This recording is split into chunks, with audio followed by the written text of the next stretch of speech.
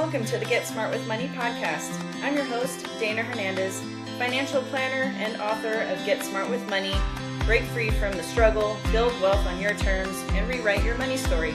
Here we talk about money, entrepreneurship, growth, and resilience, because financial freedom is about more than just numbers. Each week, you'll get practical strategies, inspiring stories, and the motivation you need to stress less about money and create more freedom in your life. Let's get smart with money together.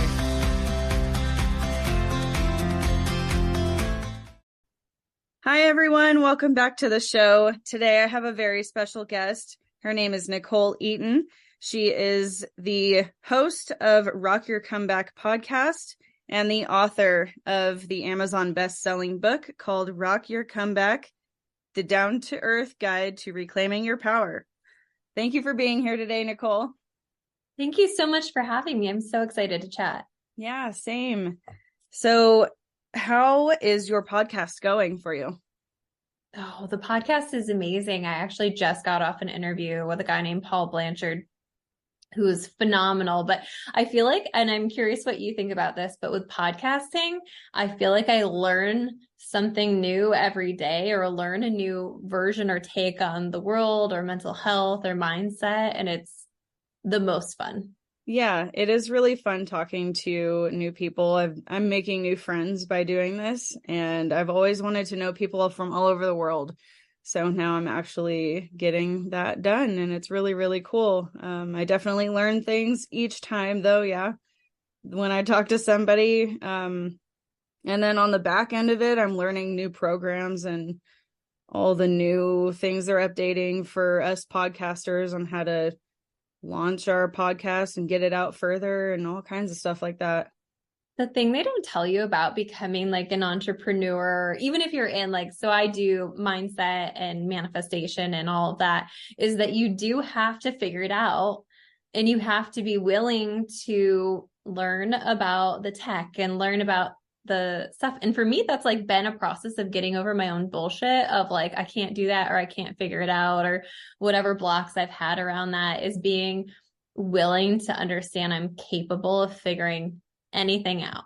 There is a YouTube video that will show me how to do anything. I even changed a car tire off a YouTube video. So if you're somebody who's thinking of starting something or getting into something and you're scared of the process of it, just know you're capable. There are ways to figure out. You just have to have the mindset to be willing to go through with it.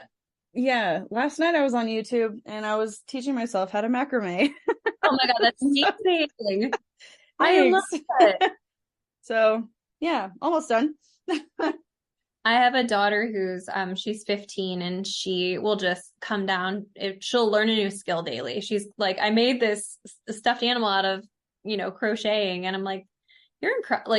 She's incredible with all of the stuff that she just shows up and learns to me. Yeah, that's awesome. Yeah. So my podcast, we've been around since January this year. What about you? So I've had my podcast for 2 years. So my initial podcast was called Rock Your Soul, and it was based off my first book. And it actually, and you can still go on to Rock Your Comeback podcast and go all the way back to the beginning. The first 16 episodes is the audiobook. I was in the middle of a transitional phase, and I was going to do Audible or something. And then I was you know what? I just want people to be able to listen to it. I just want to get it out there. And so I started Rock Your Soul podcast. And then as we do go through transition, so 4 years later, I'm getting ready to release my latest book. I just released a couple weeks ago, actually. And I met with this business coach, and he was "Are you still the girl who wrote Rock Your Soul?" And I'm no, no, that was me 4 years ago. And in 4 years, I've moved, I've quadrupled my business. It's just been, I live a whole different life than I did back in New York. And so it's kind of a rebirth of me with this podcast of Rock Your Comeback. Is literally my comeback into myself, into this version of myself, into this season of my life. So it's been a cool process. I think if I added it all up between the new podcast and the old podcast, I'd be well over 200 episodes, I believe. Wow. Isn't that crazy how that happens? You're just like, I'm a completely different person than I was a few years ago. It's so funny. We were talking briefly before we started about intuition, and I'm very in tune with my intuition. That's something I really pride myself on. And, I had a thriving wellness center in New York, and I just kept feeling like I needed to be somewhere else. And it did not make any logical sense. Me and my husband are both entrepreneurs. He had a business there. I had a business there. And we ended up coming down to South Carolina to visit a relative. And I was like, if it feels right, would you be cool with us throwing money down on something? And my husband looked at me and he just, without skipping a beat, just goes, yeah, let's do it. Awesome. And we did. And we came down and we ended up finding this little apartment. And I was like, we're going to do it. We're just going to do it. So I mean, 4 years ago was living in New York and had a wellness center with my business partner and another woman. But we weren't thriving financially, I would say. We were kind of surviving, and we had 2 young kids. And so when we moved, it was a massive shift in energy. It was a massive shift in lifestyle. I went from working in a wellness center with people, women constantly in and out of my space, to working completely by myself. Like, this is my office, and, I have a cat coworker and a dog coworker.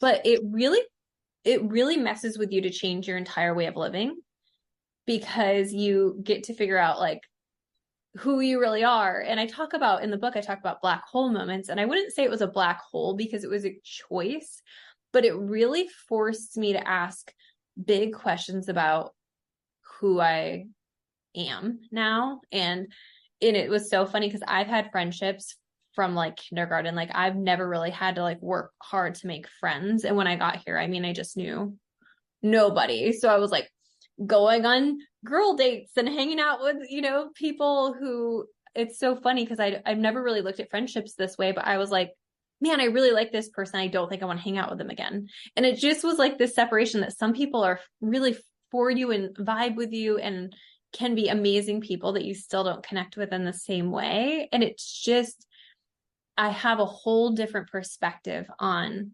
life, on myself, on my confidence and insecurities, on abundance for sure. That's been a massive thing over the last 4 years. But yeah, I'm definitely not the same person I was 4 years ago. But who would have known, Yeah, who would have known? But if you were to tell yourself 4 years ago that you'd be in South Carolina doing all these things, and you probably never would have believed it. So funny that you say that, because I was teaching manifestation at this rooftop event in Charlotte. And I was talking about how when you're manifesting, the most important thing is to release like how it has to happen for you. Because if I would have gone back 10 years ago when I was working strictly as a mental health counselor and been like, okay, so in 10 years, you're going to be teaching manifestation on a rooftop in Charlotte because you live there, and you're going to be, promoting your second book, and you're going to be on a little book tour, and you're going to, like, if I would have been able to tell that version of me all of those things, that version of me would have for sure rolled her eyes and probably let me off and been like, yeah, okay, keep, taking whatever drugs you're on, Yeah.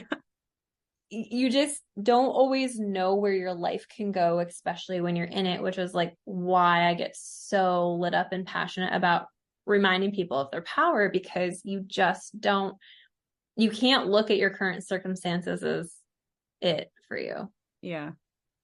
There's always more, and everything works out, like we were saying. So, yeah, if I told myself a year ago that I would have a podcast, I'd be like, what? No. Or even a little earlier than that, I guess.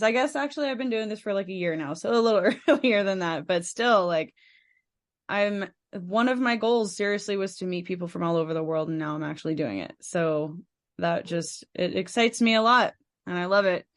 But yeah, going back to like the entrepreneurship though, like, this is work. This is definite work. Like, I don't know if I really knew what I was getting myself into because coming up with topics by myself every week is so hard. So I love interviews.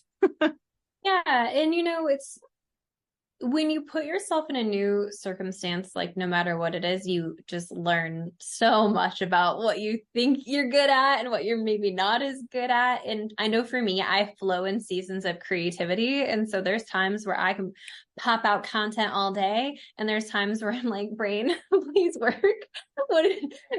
Something's got to be happening up there. But there's seasons and flowing with wherever that content production can get hit on a high note and rolling with it, I think is like knowing yourself in every season and every like little capacity of your life, especially in entrepreneurship. Knowing yourself is a superpower because then you know how you work best. Like yesterday, I had a meeting in the morning and then I said, I'm taking the rest of the day off.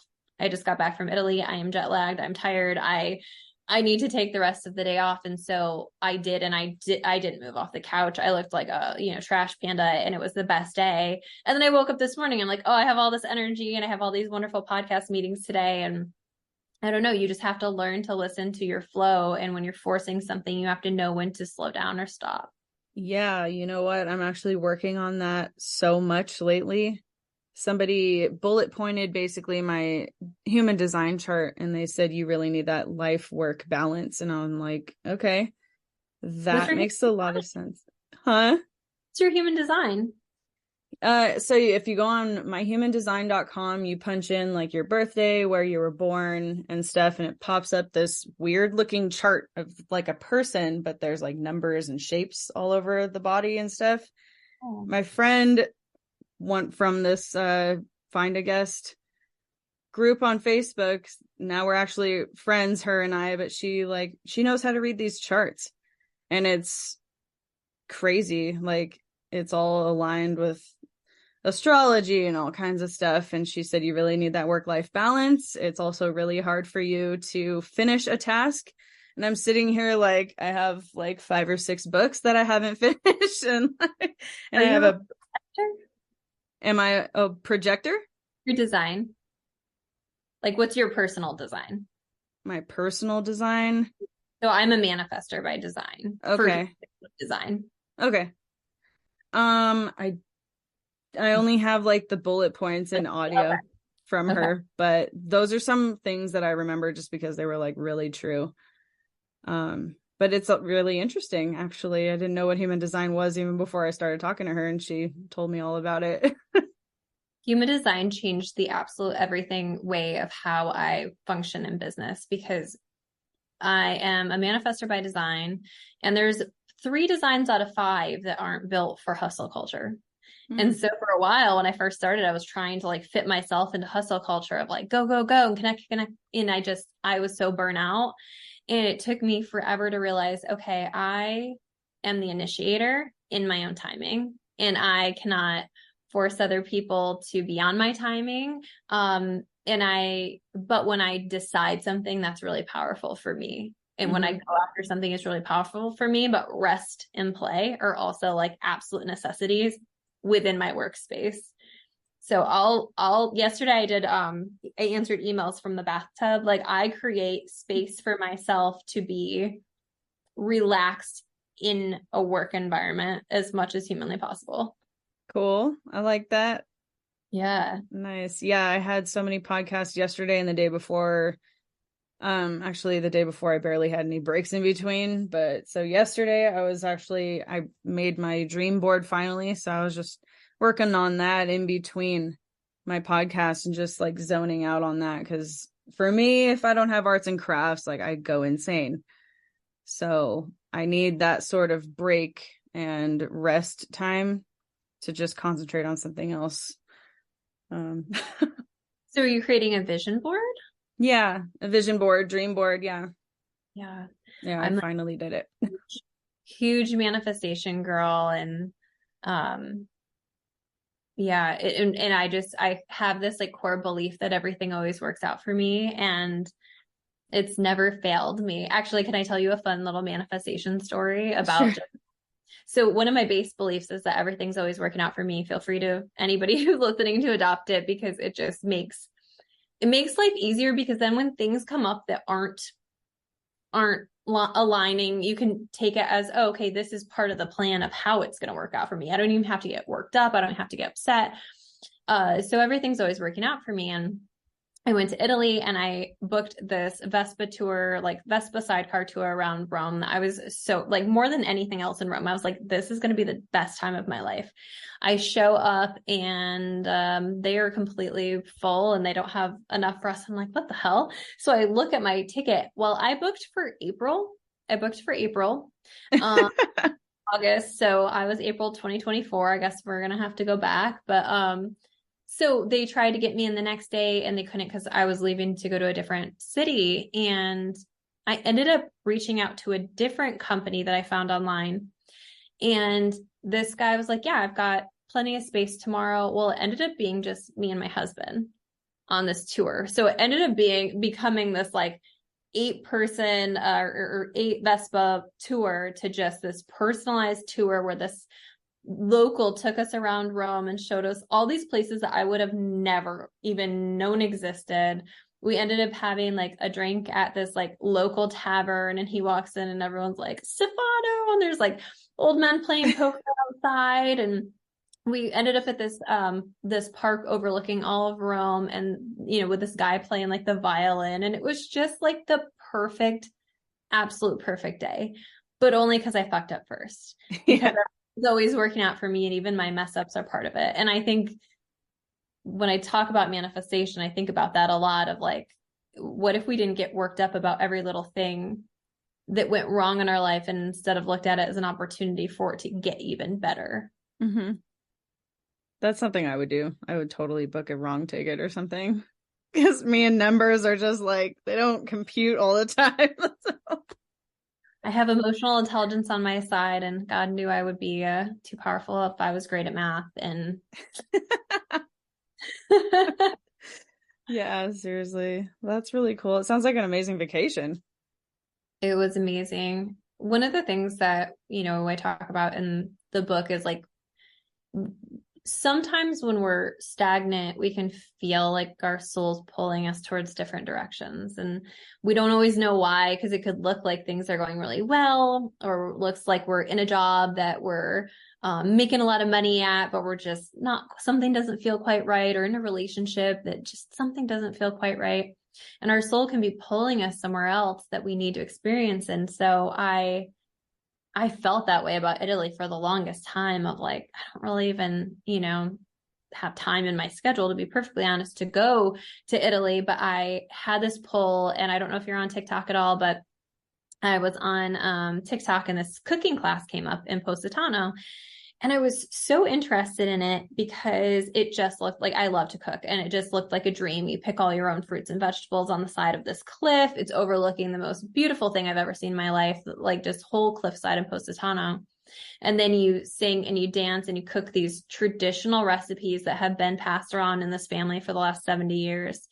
And it's at one of the most well-revered restaurants in Positano. So these are all like, people travel really far to go to this restaurant to get these recipes. And I was able to cook with them. So I ended up reaching out to the company or the restaurant, and I was like, do you have anything in the next couple of years? Like, I'm just curious of what your availability is. And she's like, I had a cancellation this morning for October or August, whatever it was. And I don't have anything else for 2 years. And so I was like, done, sold, take it. My husband gets home, and I'm like, I booked us a cooking class in August. And he was like, okay. And I'm like, it's in Italy. So we'll have to maybe figure that out. But it's amazing, because sometimes when we feel pulled to go somewhere, it's restorative or healing in different ways than we originally planned. And so I got to Positano. Positano is the most magical. I don't know if I'll ever go any place that's more beautiful in my entire life. Like, I just don't, I'll go back there a million times, but I just can't envision being in a place that feels more magical. The theory and like myth behind the city is that it was created by Poseidon for his lover. So it just feels magical and it has this special energy. And the whole time I'm there, like I've been pushing, I had the rebrand with my podcast. I have an online membership called the Comeback Club that I built and released in May. And I, just pushed out this book literally on Tuesday and I left on Saturday for this trip.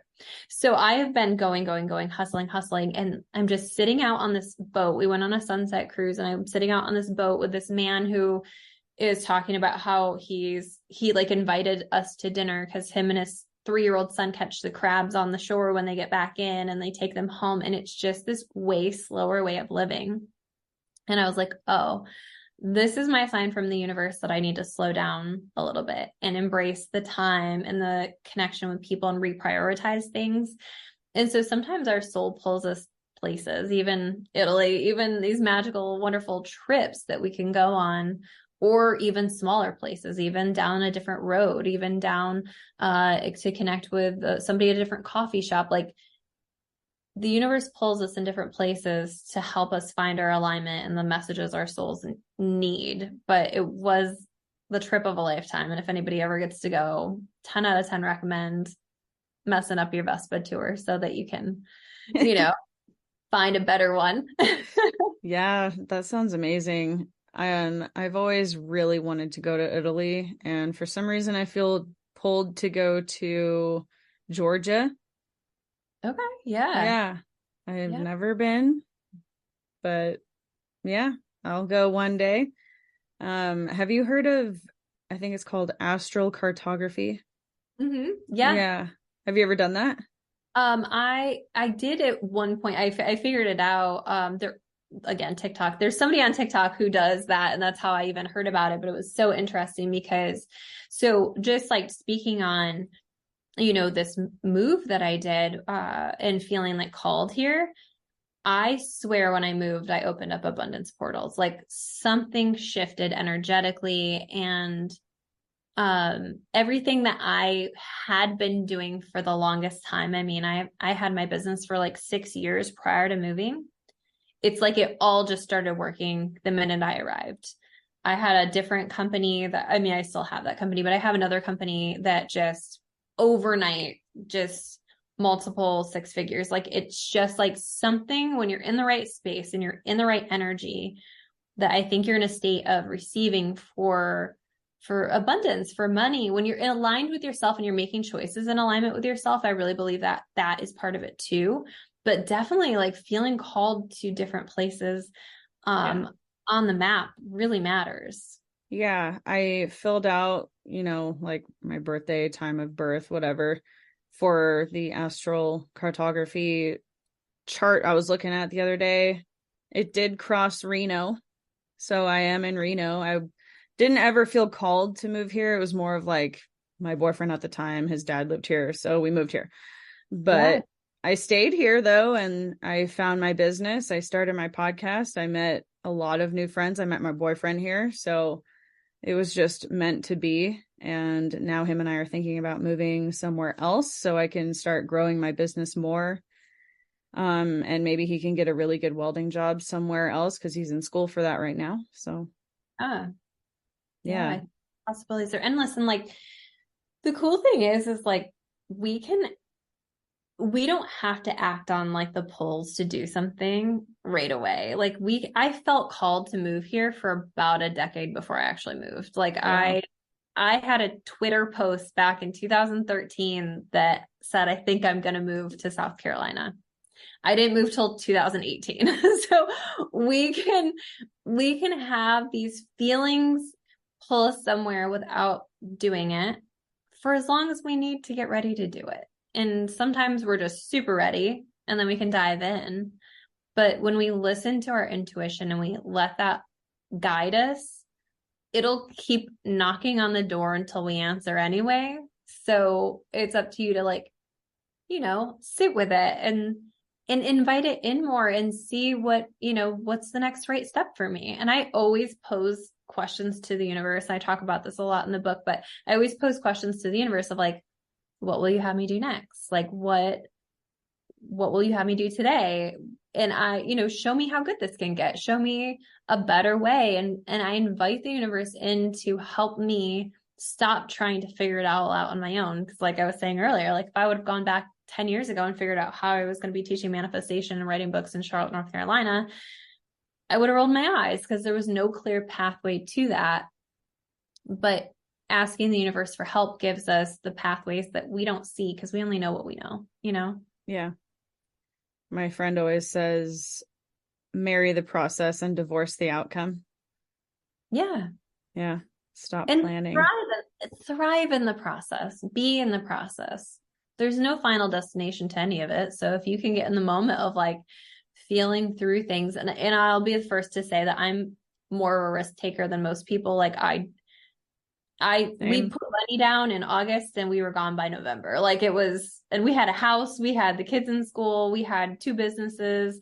My husband's business was in a different state for almost a full year without him. Like now he has a massive complex here, but like there's just all of these pulls internally. And when you start following them, it's like things will start lining up for you. And I'm a big believer in that. When you have that dissonance inside of you, when you have that difference between where you are and where you want to be, and that's all you're focused on is where you are and where you want to be, then it's harder to get there than just knowing that every day you're getting closer. Every day you're stepping into your best self. And I think that makes a world of difference is how you're looking at your life and where you're at versus where you want to go. Mm-hmm. I'm definitely a risk taker too. I got a compliment the other day that she was like, I really admire how you just go for things. You don't really think about them too long. You just do it and you go for it and you try things, and that's how you learn. And I'm like, yeah, I'm a fast decision maker when I really feel like something is right. Like it didn't take me too long to decide to do this podcast. It was more of like a imposter syndrome type of thing in the beginning. But I got over it and I was like, I'm just going to do it because everyone else is just doing it, You might why not? Mm-hmm. I always say to people, like, what is the risk to not doing it? You just stay the same. Like you keep going in the direction wishing you would have done it. Exactly. I'm a massive proponent of failing, and I'm willing to ask really ridiculous questions to people all the time. Like ask, my book was on the bestseller list today, and it was next to Cody Rigsby. I don't know if you do Peloton at all. Mm-mm. Okay, so he's like my favorite Peloton instructor, and he just put out a book, and it was number 3, and I was number 6. And so he like responded to my story that I had like tagged him in.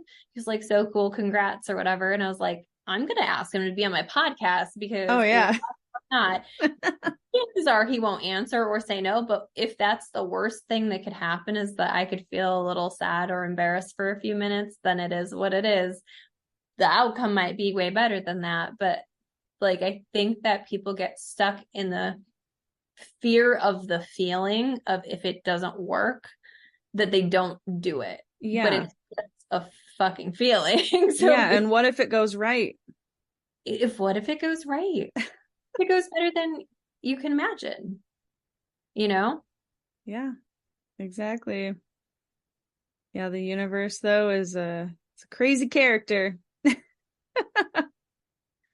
I think the more you play with it, the more magical things feel, the more intentional things feel, the more purposeful and aligned and exciting. And that's the best part about being human, in my opinion. Like I felt like for the longest time before I got into intuition and all of that, like it was just like life felt fucking hard all the time.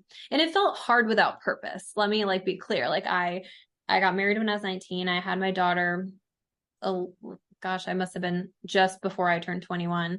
And everything felt hard. We were so broke. We were so just on our own. We didn't really have support or anything with the kids. And it became a game of like, what utility are we keeping on today? And so it was so hard all the time. And then I remember I was going to school for mental health counseling at that time. And so I knew all about mindset. And this is why I do what I do now, is because I knew all about the importance of the mind. and like changing your thoughts and cognitive behavioral therapy and all that stuff, right? But what I didn't know is that there's like an energetic component to it too, that you can start to shift your belief. You don't have to go from feeling insecure to, being totally confident. You can go from feeling insecure to feeling a little more confident, feeling a little more okay with yourself. And that stair step is going to not only help your mindset, but help you energetically move out of that place. And so I started to play with this idea of manifestation. And then it became more pressing that my thoughts mattered to me, and it became more important, the thoughts I was thinking. And I didn't have to think that things sucked all the time. I could think that things suck for today and maybe tomorrow will be better. And it just allowed me enough belief that I wasn't doing this on my own, and I didn't have to do the healing completely on my own, and that I could feel a little bit better. That it just started, it started to change everything, because knowing mindset works and knowing it, changing it works is a nice idea, but thinking that there actually might be a reward to seeing things differently, that when you start to see things differently, you also start to see doors open, because you're seeing things that you didn't know were there before, because our brain is a Google search bar, and that what we tell it, we look for in our internal memory space, and we look for in our external world. And when I started to do that, it is magic, but it's not. It was more of the situation of, okay, so my husband went from a commission only based job to a consistent salaried job, a daycare position. We were paying $16,000 in daycare and making $30,000 a year. Oh man. Yep. And but a free pre-K program finally opened up. And so that saved us $15,000 a year. So it was like, when you start to believe new thoughts in your world, new opportunities to see new things open up, because that is the neuroscience, but there's also that magic and intuition and energy that gets to help you make your life better. And I think, that's why I wrote Rock Your Comeback. It is literally the guide of how I got out of the deepest depression of my life, the most broke I've ever been in my life, to the world I live in today, which is very far removed, thankfully, from that version of myself that was in that space. That's really, really cool. I should read that book. Yeah, let me know. I'll send you a copy. Yeah, that'd be great. Yeah, because our situation here is not the best. We've been struggling with money for a while, and my boyfriend's more of a spender. I'm more of a saver. But I know that I know I should be more of a spender, because I need to believe more in abundance and just being available for things to happen. Like you were just saying, you're just making yourself more available by thinking more positively. Yeah. And it's a challenge, especially when like you're in that black hole of debt, or you're in that black hole of scarcity. Like, it's really hard and can be challenging to move out of that space. But the reality is that abundance is an energy. And I'll tell you, one of my favorite like hacks for that is that I used to get a bill in the mail and have a panic attack. I would have a meltdown, because I knew I didn't know where the hell that was coming from. Like, there was just more things going out than there was coming in by a long stretch. And I started to decide that my relationship with money was going to be different. And I think like sometimes the decision of things being different is one of the most powerful things you can do, is just decide it can be different. And so I decided it was going to be different. And I decided that every time I put money out, it came back. Yeah, it's an exchange of energy. It always circulates back to me, because there's always more than enough of it. And so then I started to play with the idea of, okay, what if it comes back 2 times, twofold? And so I lived in that energy for a little while until I got a little more comfortable. And now I live in the tenfold energy. Every time I get excited to spend money or to pay a bill or to pay taxes. Like, I get so fucking excited, because the more I put out, the more comes back to me. Like, it just keeps coming back to me. And it's so funny, because like, no matter how hard you work on your abundance mindset, if you've come from scarcity and you've come from debt and you've come from being super fucking broke, it's always there. But if I can stay in the energy of abundance and remind myself that no, it gets to work because it gets to work, and it gets to work because I am a positive force in the universe, and it gets to come back to me. That when you have that mindset in that energy of just knowing you're supported. And the thing is even at our worst, like we were always supported. I remember this one time we had this really hard time paying. Oh God, it was like our mortgage. I think it was like, we just weren't coming up for the money for it. And I looked at our bank account one time and it just had like we were always the type of people, like our bank account was under like $600 at all times. Like if it was above 600, it was a real great day. And so I remember looking in our account and it was like $3,000. And I was like, that's wrong. That's not right. And it was from Carnival Cruise Line. Somebody had like mistakenly put it in our account. So I'm like, I'm going to get in trouble for this because like, it's not my money. I don't want anything coming out. I called Carnival Cruise Line. I called my bank. They had no record of it. Nobody had any record of this money. And I like surrendered myself. I'm like, I don't know what I did or why you're giving me this money. They're like, we have no record of this money coming from us to you. And so we never had to do anything with it because they didn't have anything on the record that they deposited some sort of credit or account credit to us. And it paid our mortgage for like 2-3 months, I think. Wow.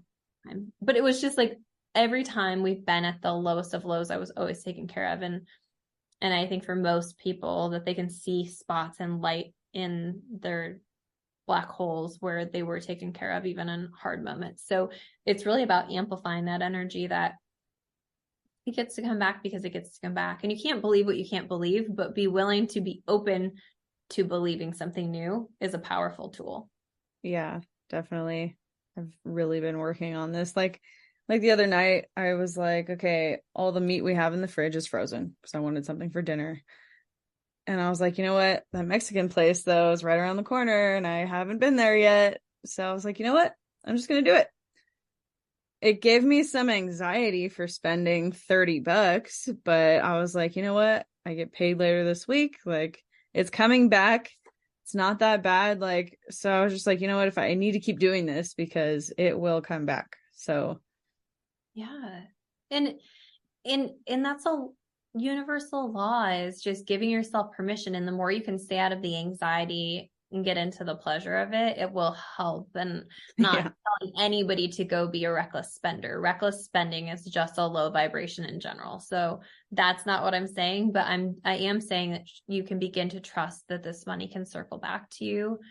And then you get to play with like expanding on that. And that's the cool thing about any belief we have, is that we can begin to loosen up the belief by just trying on something new or trying on a new thought. We don't have to dive into like, well, no, I'm a millionaire. Like, that's the law of attraction bullshit that people hate and don't and try. And then they're like, oh, this doesn't work. The reality is that when we start to loosen up the belief, it will work.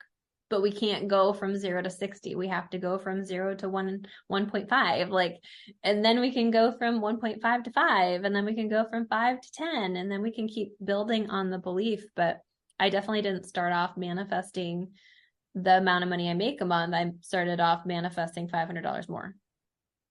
Or $200 more at some points, just a little bit more. And then you can kind of expand on that as you feel aligned with it and you can feel into your body for that to see what's aligned. Yeah, definitely use your intuition. Yeah. It'll never steer you wrong. For sure. Awesome. Trying to think of anything else. Any other questions? But I am really interested in reading your book. Because I feel like we probably have a similar story in the debt part and everything. And receiving bills is not fun. So I'm still in that situation. I'm trying to climb out of it more and more every day. I'm definitely working on being more spiritual, going with my intuition and manifesting things and just being more positive, seriously. Having more fun. Yeah. Yourself doing things that feel fun, putting yourself in a position where you're playing more, like being present in the moment. You can manifest all day, but if you do the manifestation and then you panic about the bills, like you cancel it out. And I don't think you cancel it out entirely, but but it's like saying, I want this, but I'm here and I'm committed to being here and I'm committed to my mental spot being here. I So know. when you have that difference, it's a lot harder to be on the same floor. But if you can find like something throughout your day to feel a little bit excited about, or a little bit more joyful towards, like those things, those stair steps of emotions matter just as much. Yeah, that's why I think taking breaks in between stuff is really important, because like my little arts and crafts things, like I really look forward to that. So just doing little dopamine hits of stuff you like to do, I think that really helps. And yeah, I mean, I'm going to keep working on it. I'm cheering you on. And if anybody is interested in grabbing the book, it's on it's not everywhere. But if you want to help me out, it's on my website, NicholeEaton.com. And if you type in the code comeback, all capitals, it will get you $5 off. So, and I hear it might be on Kindle for pretty cheap for the next week or so. So okay. That out there. So NicholeEaton.com. Yes. For your book. All right. And then do you have a free workbook too? Actually, I have a free workbook that's associated with my old book, but it's still like a pop-up on my website and I can't figure out how to get it to go away. So we're going to leave it for a little longer. So yes, if you go to my website and you wait for the pop-up, it will get you the whole workbook to my book, which again is my podcast. If you go back to like the first episode, so you can get all of the first book and the workbook for completely entirely free if you want to. Right on. Yeah, I'm going to check that out. Why not? For sure. Cool. So yeah, I'll link that in the description of the episode, and let me catch up with you really quick after, but thank you so much for being here today. Thank you. This has been fun. Yeah, definitely. I hope everyone enjoyed that, because I did. Awesome. Have a great day. Please like, review, share, and subscribe to this podcast, and follow us on Instagram at GetSmartWMoneyPodcast, as well as checking out our website at GetSmartWithMoneyPodcast.com.